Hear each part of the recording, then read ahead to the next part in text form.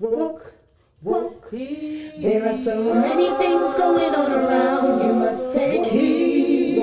It's been written and prophesied about, so you must believe. Not everything that glitters is gold. Pay attention as it's been told. Join us every Friday, 7 p.m. Eastern, with Brother Yusuf as he tackles and breaks down current events, current news, and politics, and the Islamic Ummah. Please join us, streaming on all major platforms. Channel Sunnahfollowers. And just grew and grew. So first and foremost, obviously, Mr. Andrew Harrington Hitchcock. I was trying to learn all my words here. Andrew Carrington Hitchcock, and also to the countless people all over the world who have suffered inhumane, oppressive, from an elite ruling class for quite some time. People who've been sold into human slavery, people who've been debt slaves, people who've been tortured in gulags and places all over Eastern Europe, people in Palestine in the present day who have suffered at the hands of this system, of this people who we are going to chronicle in more detail than I can guarantee you've ever seen in your life. With the laws on my side, I do the best work that I possibly can in conveying this information. Tonight, we are going to do an introduction. We're going to show you some backstory of where we are now, and then we're going to start to dive into where it all began. And we're going to unravel. We're going to go down the missing pages of the history books that they didn't teach you in school. We're going to go down some dark places and corridors, and we're going to start to connect some dots. And I hope you all enjoy it, and we're here week to week to continue to build on this. I don't know how long this is going to be. Depends on how long it takes me to convey everything that I want. So with Allah on my side, inshallah, it will go to be a tremendous success. So let's open up with a quote. You're not going to hear me do this often, but I have to do it for the sake of this presentation. I'm going to quote the New Testament. We find in the book of Revelation, chapter 2, or book 2, chapter 9, verse 9, I know the blasphemy of them which say they are Jews and are not, but are of the synagogue of Satan. Now, this quote has been shown numerous times relating to this issue. One of the more profound quotes that you will find in the pages of the Old Testament. Now, although we as Muslims, we question the validity of the New Testament, we do tend to, majority position is there is a lot of truth still to be found amidst the corruption of the document. And when I read this many, many years ago, it jumped off the page. It was so powerful because of what exactly is going on today. We have a people globally that are calling themselves this name, and we are going to see who they really are as we move through this presentation. So again, as it states, know the blasphemy of them. We're going to account that in very detailed detail, of which they say they are Jews and are not, but are the synagogue of Satan.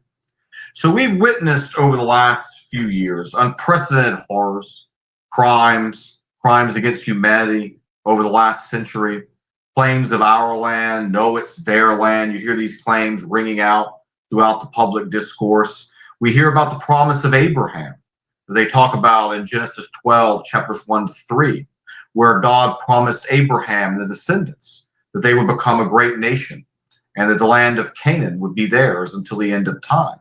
Again, we as Muslims, we accept that there is truth again in that scripture as well. We accept that Moses wrote the first 5 books of the Old Testament, also known as the Torah or the Pentateuch, but some, corruption. So again, here, one of the goals of this presentation, we're going to take this amazing journey and unravel some hidden truths and mysteries. And at the conclusion of this presentation, it'll take several weeks again, maybe months.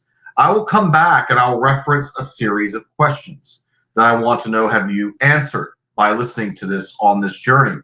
Are we as Muslims disobeying God by claiming a Palestinian homeland? Are we disobeying God? If we accept that verse that's found in Genesis relating to the promise that Allah made to Abraham of his seeds and his nation inheriting this land, are we disobeying God by not agreeing with the present state of Israel? I think that question will be answered pretty quickly today. Is this verse corrupt or is it true? That question also. Or is there something else going on?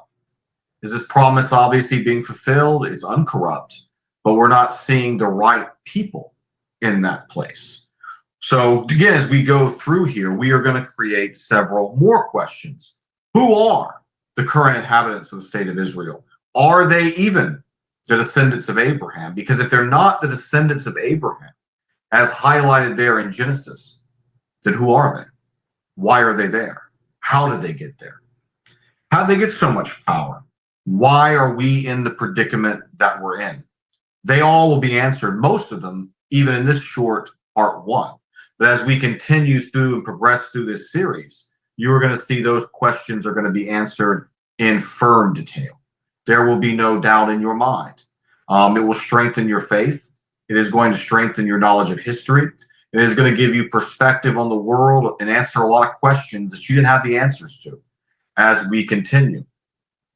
So as we enter into part one, we hear at length nowadays in the modern world the term Jews. You know, when a Muslim or Christian hears that term, they often conjure up ideas in their mind of believers and adherents to the original Abrahamic faith, the Torah. We hear the term all the time in America. It's got Judeo-Christian values. We are a country built on Judeo-Christian values. We hear that all the time, particularly from those in the right wing. When I traveled to the Gulf and lived in the Gulf in Saudi Arabia and Bahrain for 8 years, I was shocked at the level of ignorance that I was seeing for a lot of Muslims. A lot of Muslims were believing that Jews were simply practitioners of the Torah. And when I would tell them the truth, they would look at me with this kind of like, oh, you're just really reaching now. You're really out there. This is, again, internet in its infancy days. A lot of this information wasn't, you had to really dive deep for it. But really, it was something that was shocking to them to hear the things that I'm going to say tonight. They couldn't believe it because to them, a Jew was someone who was practicing the original faith, as they call it, you know, of Abraham. So if these individuals that we're referring to are Jews, are they actually followers of Judaism? Well, according to a 2021 Israeli, this is not a Western, this is not a Muslim study, Israeli Central Bureau of Statistics, 45% of the Jews living in Israel identify as some form of an atheist. They don't believe in God. And if they do, they don't believe in the God of their scriptures. This can be broken down in many different ways. You can just outright believe there's no God exists at all. Or you can be someone like I was before I came to Islam, where you acknowledge a higher power, become more agnostic, but you don't accept the scriptures, or you don't accept the man-made religions as these people believe most of these are. Or you could just be one of those people, that might be, but I really don't care. There's different levels of this, but overall, 45% profess to not believing in God at all. Pew Research, I've quoted them a lot on this platform. Pew Research found that 26% of American Jews identify as atheists. So this is over 1 in 4. Could you imagine now, just to contrast this, could you imagine saying the term atheist Muslim or an atheist Christian? We never use such language. It doesn't even, it would sound so funny even to say it. Oh, he's an atheist Muslim, that guy over there. I mean, by the name Muslim, obviously, it implies you cannot be an atheist. So why basically are we doing it here for these people? You simply cannot be an atheist Muslim. You cannot be an atheist Christian. If you're a Christian, you believe either Jesus is the Son of God or Jesus is part of a Godhead, a triune God. And again, that just is antithetical to everything that these faiths stand for. So is this question here of calling them an atheist Jew, is then Jew as they're using it behind closed doors? Is this really a code for race, or is it code for religion? Obviously, as we can see here, religion doesn't seem to be a part of it. When 45% identify as atheists, but yet we're still referring to them as Jews, which has become historically assigned to people who would follow the Torah. Now, it gets worse when you look at the state of Israel. In one study, we found the Jewish population, ages 18 to 44, 8.2% of the men, 4.8% of the women self-identified as gay or bisexual. Another study found 11.3, so it was even higher in this one. 11.3% of men, 15.2% of women reported having an attraction to the same gender. This is rampant, throughout the so-called Holy Land.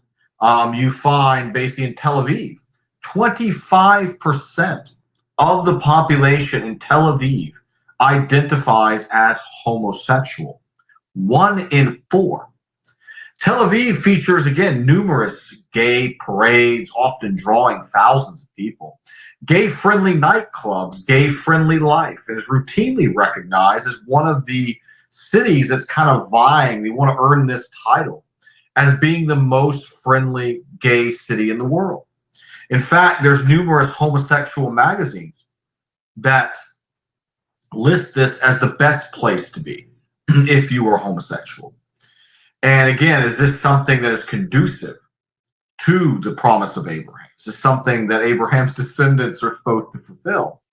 So again, we can see, is there any godliness inside of this society? We saw 45%, according to one study, do not even believe in God. They're atheists. We can come and see here 1 in 10, over 1 in 10 men identifying as being attracted to the same sex. Openly gay was 8.2% of men. We're seeing cities recognized as gay capitals of the world. I mean, they're giving San Francisco and Chicago and Paris, France, and traditional gay havens a run for their money, for that title. So what exactly is going on in Israel?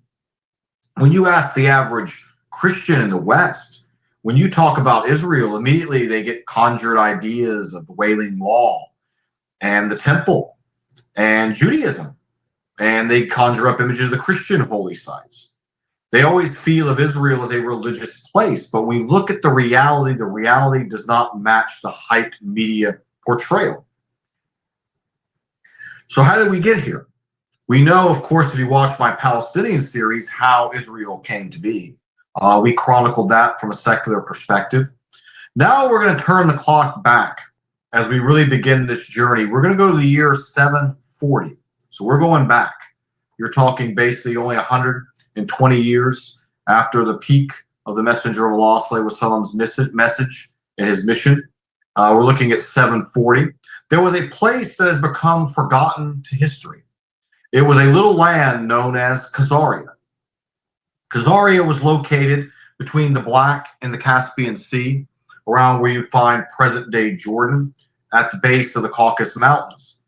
This land was actually referred to by a Christian monk who goes by the name Christian of Stavelot in 860 as being the land of Gog and Magog.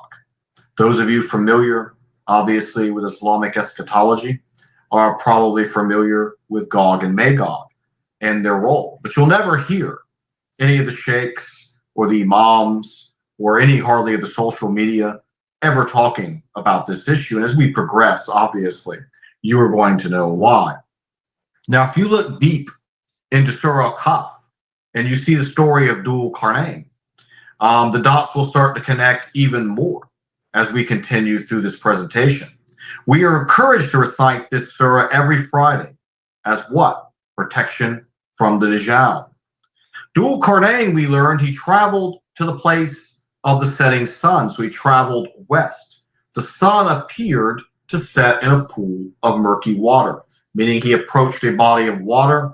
The sun was dipping over the horizon to where it lost his eyes as the sun continued to travel west. He then reversed his path and he traveled toward the place of the rising sun. The only way you would see a vantage point like that again would be another body of water. You would see the sun coming up over that body of water in a rising point. And you've had Christian apologists over the years have tried to say that Muslims believe that the sun literally was taking a bath. And that's kind of the absurdities they've tried to do. This is extreme religious symbolism. Here you're talking about these two bodies of water, these 2 points there. Dhul Qarnayn would go on to take a third pass between 2 mountains. This would align again between the Black and the Caspian Sea. The mountain passage is the Caucasus Mountains. This is the region and the land of the Khazars. And this is very, very eerily similar to what we find chronicled and immortalized in Surah Kaf. Something to keep in mind for later. You have a Christian referencing this, obviously, as the land of Gog and Magog. You have Dul Qarnayn in Surah Kaf is present in this area. He takes the third passage. There's a people there. We learn of a people who did not understand the language of Dul Qarnayn. This could match what we find in present-day Georgia. The Georgian people in their language are a Kartvelian language family. This comes from that family, which is a very small, distinct group, has no known relations to Indo-European or Afro-Asiatic languages, So you find a very unique language is present there, which also matches what we see in Surah Kaf. And then, of course, Gog and Magog were causing mischief and trouble throughout the region. We know that Dul Qarnayn sealed them, in, and that they would one day, escape. So this land of Khazaria was surrounded by Christendom to the north and Islam to the south.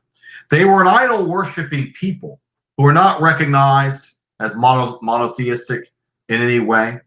So because of that, they would obviously be targets of conversion and raids and conquest by both the Christians to the north and the west, and the Muslims to the south and to the west.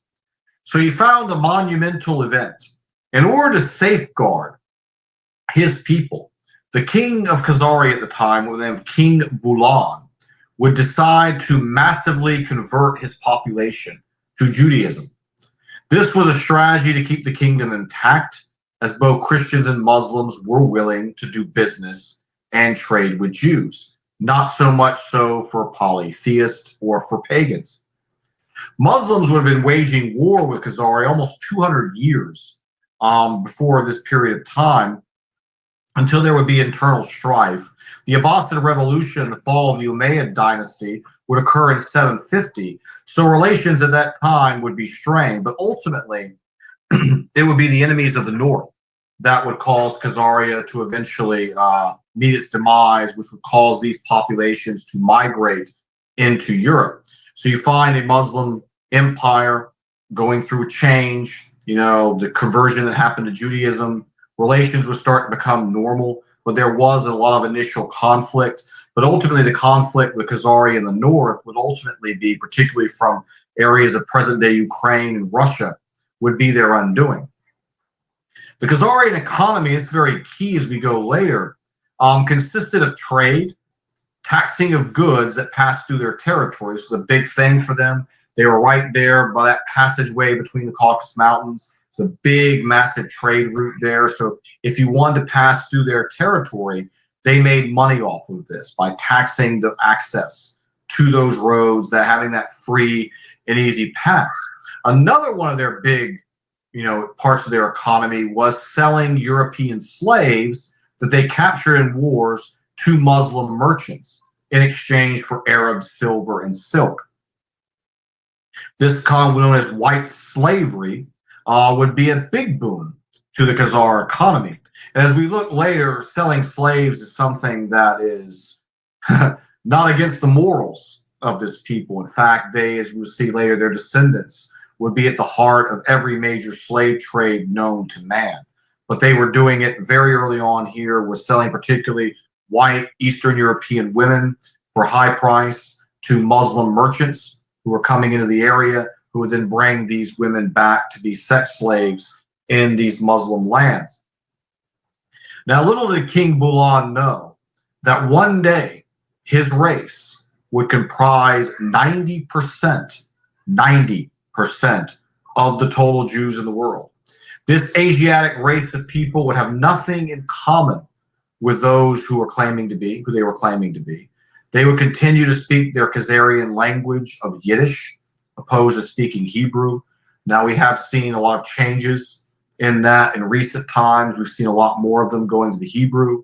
But for long periods of time in Europe, these people spoke exclusively Yiddish, opposed to Hebrew, but yet were calling themselves Jews. King Bulan could also not foresee a day his race of people would conquer and take over all aspects of planetary commerce.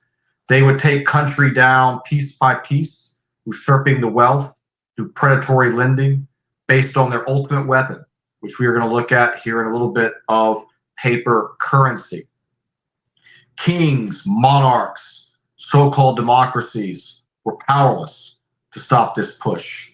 They would fall one by one. We are seeing it in real time today. A horrific system of brutality known as communism would be unleashed upon the Eastern world, causing countless deaths in the tens of millions in the 20th century in Eastern Europe and then later in Asia. The Khazar, known as Karl Marx, whose paternal grandfather would bear the name of Mordecai Levy, would be the one that would unleash this communist system, the ideas, the blueprint for it on the world. It would later be adopted in the Bolshevik Revolution in Russia. Little did King Bulan know the influence that this decision would have on global affairs.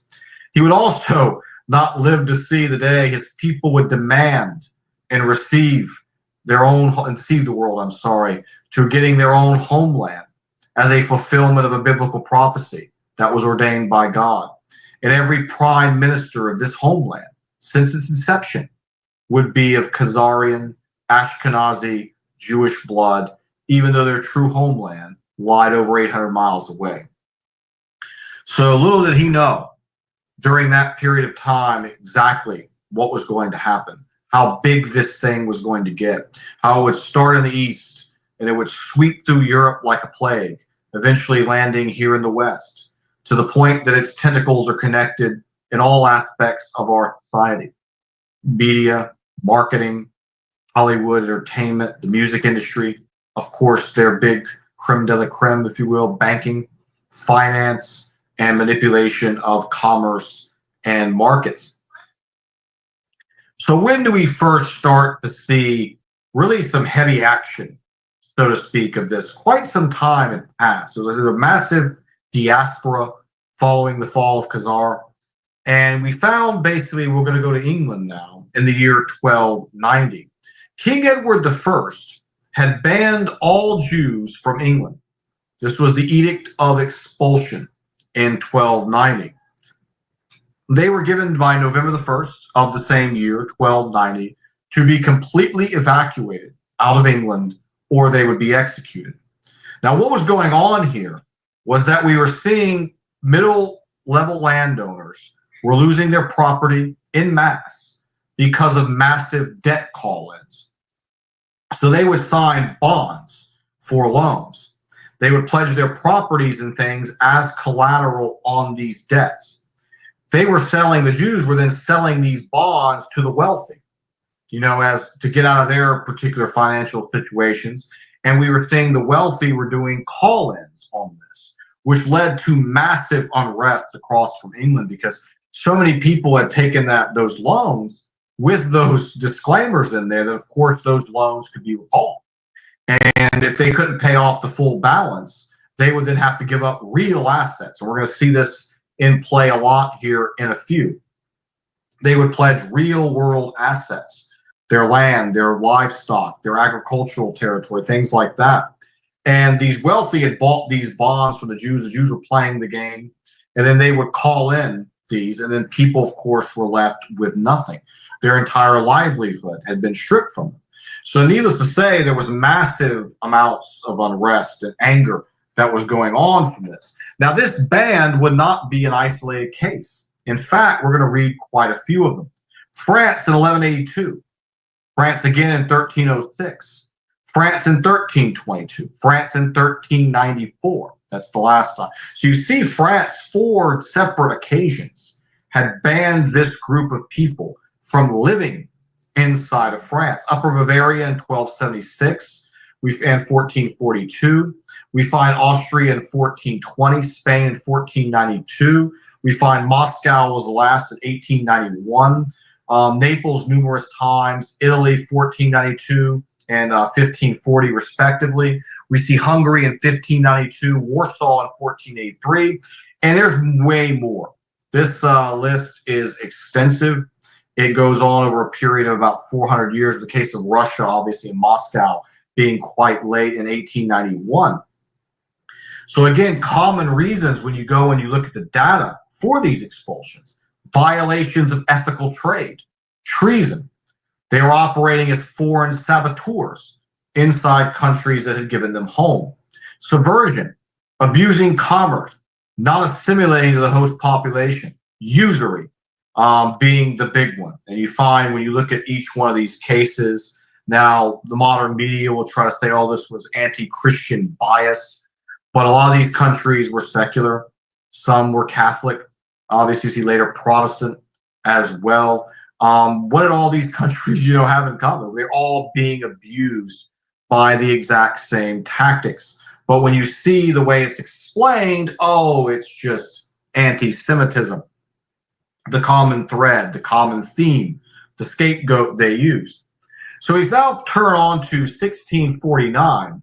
A British gentleman by the name of Oliver Cromwell had led a revolt, and this led to the execution of King Charles I on charges of treason. Cromwell would end the ban that barred the Jews from coming to England. So now we see really one of the first shots that was fired, because they had been expelled. They were asked to get out. They had very little time, to do so.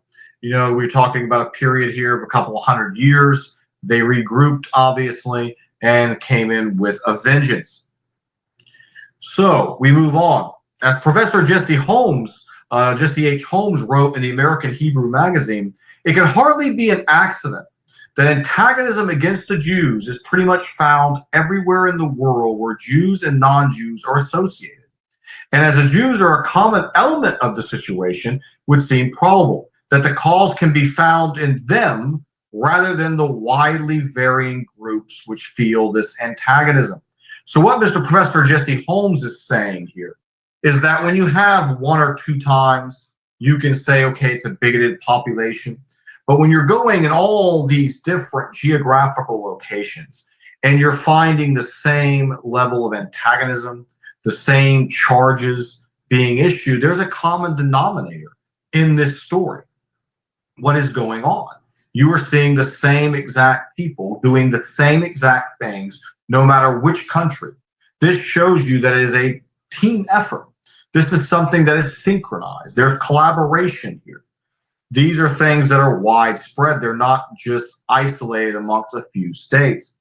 No matter the race, the style of government, as I said, the geographical locations, the results were always exactly the same. So what happened when Cromwell allowed them to return to England? Well, we have a quote from author A.N. Fields in his book, All These Things. 33 years after Cromwell had let the Jews into Britain, a Dutch prince, which would be William of Orange, arrives from Amsterdam surrounded by a whole swarm of Jews from the Jewish financial center. Driving his royal father-in-law out of the kingdom, he graciously consented to ascend the throne of Britain. A very natural result following this event was the inauguration of the national debt by the establishment. So you find, again, very, very powerful quote of what was going on during this period of time. You see this guy comes in from Holland, William of Orange, to take over, and we'll talk about this here in a second. And what ended up being the result of that was a national debt for the first time. In 1688, on November 5th, William III, also known as William of Orange, would take over England and become the last person in history who would lead a full, successful invasion of England. He had a lot of support from within. He had a lot of resources behind him from outside. He was able to go in and take the throne. And again, make no mistake about it. This was pure revenge, as we shall see. It did not take long for this plan to be on full display, because just 6 years later, the Bank of England would be born. And up until this point in time, as the quote there from A.N. Fields, Britain had paid her way as she went, as most nations did. They bought what they had the resources to afford. Now the crown had unlimited access to money.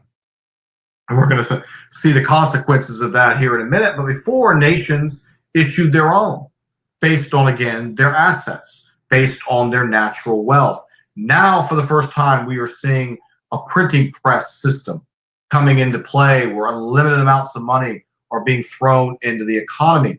And as usual, as you see here in the United States with the Federal Reserve System, the Bank of England is a deceptive name. It is not England, you know, at all. This bank is a collection of foreign Jewish investors. This is not a national institute. This is not owned by the British people. It was not even owned by the monarchy. The same way our Federal Reserve, they call it federal. You learn in school, wait, federal, that means it's part of the federal government. Our tax dollars cover this. Wrong. No, it is a collection of private banks. And now we have one in England, just 6 years. And back then, you got to think time goes so much slower than it does now. Now, 6 years is a lot. These things would happen in a few months, maybe a year at most. Back then, things took a little bit longer. Obviously, you know, communication, correspondence, things took a lot longer to get there. You had to mail a letter, got to be delivered, you know, the whole song and dance there. But different world, things took a little bit longer, but 6 years is light speed compared to when they got back in to immediately they had this. So William, who was now given the throne, was in dire straits of money. So the bank would do its first claim defense, first, you can say strike, if you will, 1.25 million of British currency at 8% interest, under the condition that that 1.25% would be taken and create another 1.25% in banknotes. So they doubled the money supply in this first transaction out of thin air. They gave money that just they did not have simply because they were granted the authority to do whatever they wanted. So now you have a doubling of that amount. The 8% comes back to them plus the 1.25, plus they created a 1.25 to loan out into circulation. Funny how that works, huh? So it's found that the bank only had $36,000 in reserves, which was 2% of what they issued. They had 2% of the money that they loaned to William III. So imagine if you had a $100,000 loan to somebody and you had $2,000 in your bank. You could loan someone that you knew $100,000 with only $2,000 in your bank account. You would get that $100,000 from him over time with 8% interest tacked onto that. So just imagine how wealthy you would become in a very short period of time if you were able to create your own rules like this. So William Patterson, who was one of the associates of the cartel at the time, would famously say, the bank hath the benefit of interest on all money which it creates out of nothing.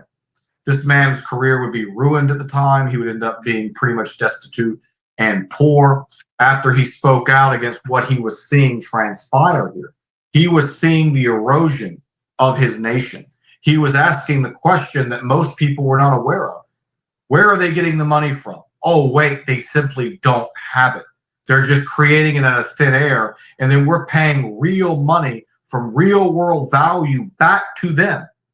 And they're getting that plus 8% interest, and it's going to go on. So in 4 years of time, that original loan of 1.25 million would balloon into a massive 16 million. 16 million back then was a lot of money. And again, this is only in a period of 4 years they were able to accumulate. So let's just compare this scam right quick, and then let's apply it to the modern world. So let's say, okay, you flood tons of money in the economy. You're basically doubling, tripling, quadrupling the value of the economy of the nation. So the original value of the economy now shrinks depending on how much money is lent, because you diluted the money by creating excess paper supply. So what is going to happen? People are going to struggle now with the value of goods because every single day, month, week, year, their money is continuing to lose its value. So what do the people do? They do what we do here in the modern world. They run to the banks to take up loans to simply survive. Could any of you here imagine buying a brand new car these days? In order to buy a brand new car, you have to go get at least 20,000. Some cars, that's even a cheap one these days. Most of them are 35, 40,000, 50,000. When I was growing up, 25,000 was an expensive car. Only the wealthy had that. You know, most people were able to get a new car at 8,000. Wasn't even over a decade ago. You could buy the baseline standard Kias for between 10 to 12,000. Now the cheapest Kia automobile that you can buy is 21, 22. And people always blame the wrong people. They say, oh my God, things are getting so expensive. Donald Trump's got to do something about this. Well, Donald Trump could do something about this. We're going to talk about that in a minute. But obviously the blame is misplaced because the reason is not that the car has increased. It's that your dollar has decreased. It's not worth as much anymore. You try to go buy a home. I remember a guy that I had went to school with. His house was what we called a palace. It was $275,000 that his mother had bought it for back in 1993. When I was 6 years ago, I looked up that house. Back then, it's way more. Now it's like 700, 800,000 now. It was over 400 back then. Now it's, I said, 800,000. We see this with our rent. We see this if you try to buy a home now. Homes are 350,000, where they were just 178 4 years ago. Why? Because we had the COVID scam. They created huge amounts of money to buy off these businesses to go along with the phony lockdown agenda. They created tons of currency, and now it's pretty much impossible to buy a house with cash. You just aren't going to do it. Like my grandfather saved up his money. He bought a house. No one is going to do that anymore unless you're really, really wealthy. You're in the top 5, really 1% to be able to do that. So you see where we're going. So you can't afford a car or a house anymore. What do? You go to them. You go to the dealership. They do what? They set you up with a bank. The bank then gives you the money out of thin air. You pay it back to them with whatever the interest rate that agreed. They get more and more of your money, your real money, your time, your labor goes into them. They pump it back out. So people keep taking more and more debt. Same with the government. The United States government, we hear every day that debt goes up and up. The spending doesn't stop. We are now paying the entire economy just on the interest of how much we have accumulated in national debt to these people. We're going to come to what we should be doing here in a second. So you can't pay it off. So what the lenders do is they confiscate things that have real value, such as raw materials, land, and agriculture. This is when you see resources and public services being privatized. Everything in this country is privatized. Our water, our electricity, our natural resources, our oil and gas, and our people have been collateral to these banks. The people thing, that's a different story. We're going to come to that actually toward the end of this presentation, probably a month or so down the line, of how we were actually pledged to these people as collateral by the United States government back in the 1930s. So they just, then at this point, they buy up every single thing in America because for them, inflation is good. Who cares if $1 billion is worth $1 million a few centuries ago, or 50 years ago, 60 years ago? Who cares if you're just creating more? I'll just create 2 billion. I'm okay. If you're printing it, inflation doesn't matter to you at all. If you're part of these people, instead of being a billionaire, you'll be a trillion, which is the same thing. It's just there's more banknotes. It's no difference. They are going to be wealthy. They are going to own and take over everything no matter what. It's for the common man that suffers. When I talked about Syria a few months ago, when we saw these phonies and these imams and social media celebrating what's happening in Syria and cheering it on and talking about freedom and all these junk, well, you watch what's going to happen to Syria. Now, was Bashar al-Assad a great guy? No. But you're going to see what's happening. Syria is going to have a bank. They're going to start taking the loans to rebuild these projects. They're going to rack up their debt. And you are going to see slowly but surely, like these people always do, they are going to buy up the natural resources of that country. They are going to own them.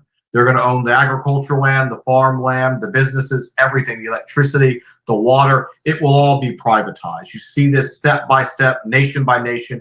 They've done it all throughout Africa. They're doing it in South America. Been done it in Europe and America. We don't own our own stuff.